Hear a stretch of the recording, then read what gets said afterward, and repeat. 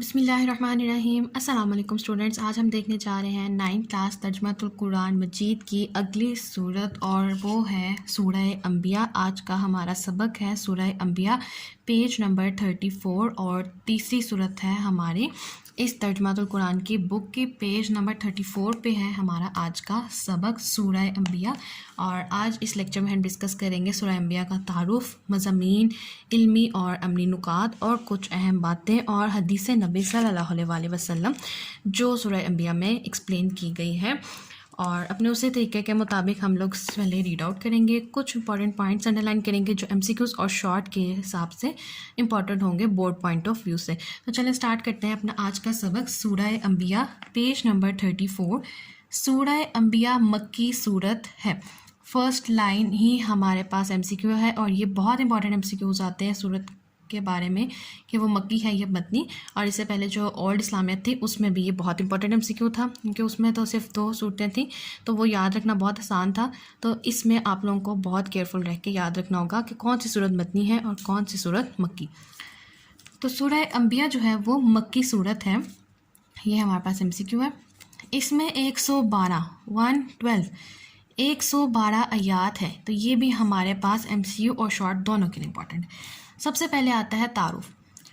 सूरह अंबिया में पिछले अंबिया कराम अलैहिस्सलाम की नबूवत का हवाला देकर हज़रत मोहम्मद रसूल सल्लल्लाहु अलैहि वसल्लम की नबूवत को साबित फरमाया गया।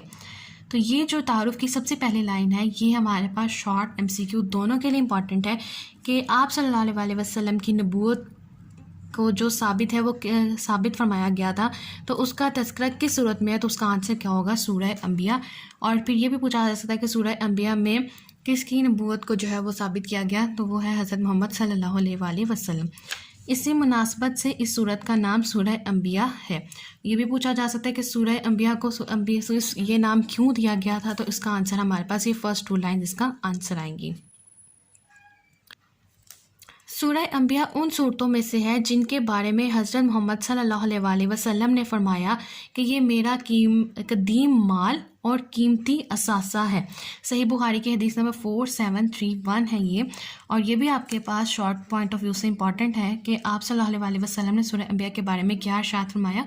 तो बहुत छोटा सा इसका आंसर आएगा कि ये मेरा कदीम माल और कीमती असासा है। दूसरी मक्की सूरतों की तरह सूरह अंबिया का खुलासा भी तौहीद, रिसालत और आखिरत का बयान है। तो आप देख सकते हैं कि पिछली 2 सूरतों की तरह जिसमें हम लोगों ने डिस्कशन की थी ज़्यादातर तौहीद, रिसालत और आखिरत पर, तो इस सूरह अंबिया में जो आज हम तीसरी सूरत पढ़ रहे हैं उसमें भी हमारे पास जो 3 मेन पॉइंट्स हैं वो तौहीद, रिसालत और आखिरत पर ही लाए करते हैं। तो खुलासा लिखना कोई बहुत ज़्यादा मुश्किल बात नहीं होगी इस सूरत के लिए भी। और मैंने आप लोगों को पहले भी बताया था कि अगर खुलासा लिखने में और मरकज़ी ख्याल लिखने में आप लोगों को सूरतों की मुश्किल आ रही होती है तो हमारे पास इंटरनेट पे बहुत सारी तफसीर की जो किताबें हैं वो मौजूद हैं, कुछ एप्लीकेशंस भी हैं तफसीर के ऊपर।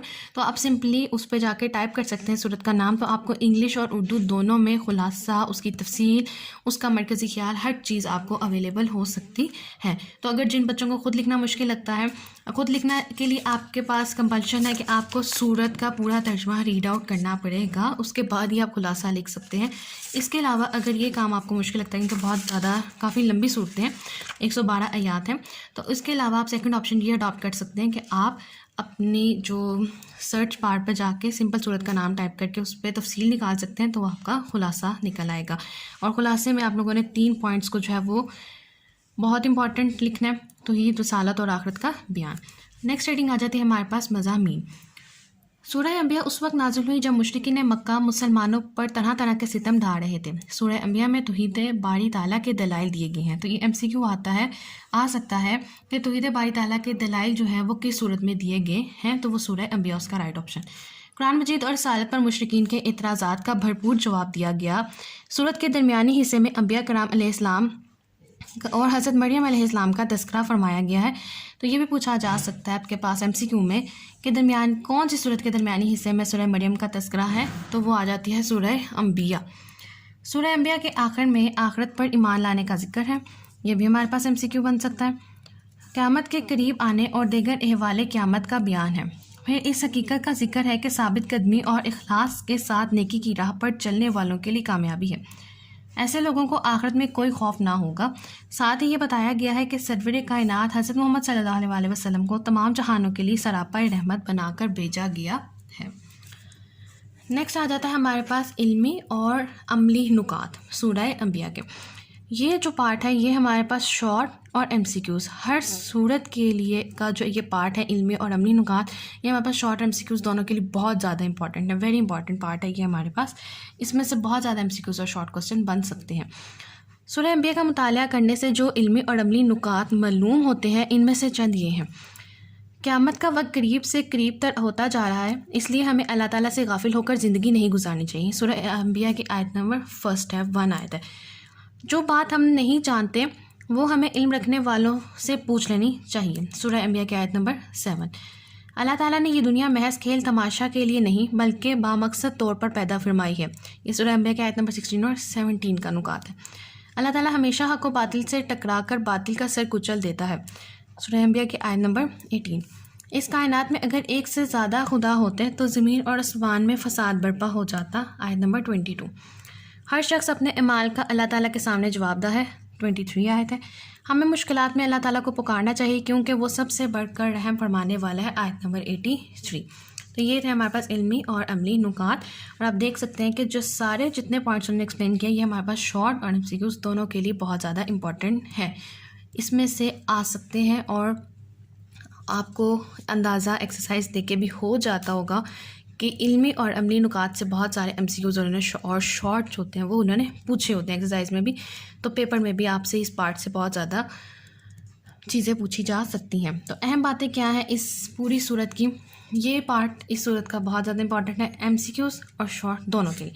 हज़रत आदम का लक़ब अबुल बशर है, तो ये फर्स्ट लाइन हमारे पास शॉर्ट भी है और एमसीक्यू भी। हज़रत इब्राहीम का लक़ब खलीलुल्लाह है। हज़रत मूसा अलैहिस्सलाम का लक़ब कलीमुल्लाह है। हज़रत ईसा अलैहिस्सलाम का लक़ब रूहुल्लाह है। हज़रत मोहम्मद मुस्तफ़ा सल्लल्लाहु अलैहि वसल्लम अल्लाह ताला के आखिरी रसूल हैं। तो ये जो उन्होंने एक हेडिंग क्रिएट की है अहम बातों की सूरह अंबिया में, तो ये जो 5 पॉइंट्स हैं ये आपके पास एमसीक्यू और शॉर्ट क्वेश्चन दोनों के लिए इंपॉर्टेंट है। लास्ट पे आ जाता है हमारे पास आज के लेक्चर में हदीस नबी सल्लल्लाहु अलैहि वसल्लम। सुनन तिरमिज़ी की हदीस नंबर 1956 है, तुम्हारा अपने मुसलमान भाई के लिए मुस्कुराना भी सदका है। तो ये आपसे एमसीक्यू और शॉर्ट दोनों के लिए इंपॉर्टेंट है। शॉर्ट में पूछा जा सकता है कि आप सल्लल्लाहु अलैहि वसल्लम की कौन सी हदीस मुबारक जो है सूरह अंबिया में एक्सप्लेन की गई है, वो आ जाएगी कि तुम्हारा अपने मुसलमान भाई के लिए मुस्कुराना भी सदका है। अगर अरबिक याद हो जाती है तो well and good, in case अगर नहीं याद होती या मुश्किल लगती है तो फिर आप लोग सारा जो तर्जमा है वो एज इट इज़ याद करेंगे। और अगर ये भी आप लोग एज अ रेफरेंस उसका याद कर लें तो फिर बहुत अच्छा इंप्रेशन आता है आपके आंसर पे। अगर कंपल्शन नहीं है, याद हो जाए तो बहुत अच्छी बात है, नहीं तो आप लोग सिर्फ तर्जमा लिख के अपना आंसर दे सकते हैं। तो स्टूडेंट्स ये था हमारे पास आज का सूरह अंबिया का तारुफ, उसके कुछ मज़ामीन, उसके खुलासे के पॉइंट्स देखें जिसमें कुछ इल्मी और अमली नुकात एक्सप्लेन किए और हदीस नबी जो इस सूरत में आती है उसको एक्सप्लेन किया। और मुझे उम्मीद है कि आपको आज का लेक्चर समझ आया होगा। इन केस अगर आपको कोई चीज़ जो समझ में ना आई हो या मुझसे कहीं बताने में रह गई हो तो आप मुझसे ज़रूर पूछ सकते हैं। मैं अपनी मुकम्मल कोशिश करूँगी कि आपको मुकम्मल तौर पर गाइड कर सकूँ। और लास्ट में मेरी आप सबसे सिर्फ एक रिक्वेस्ट है, काइंडली प्लीज़ चैनल को सब्सक्राइब कीजिए, सपोर्ट कीजिए, वीडियो को लाइक कीजिए और अपने फ्रेंड्स के साथ ज़रूर शेयर कीजिए। Thank you.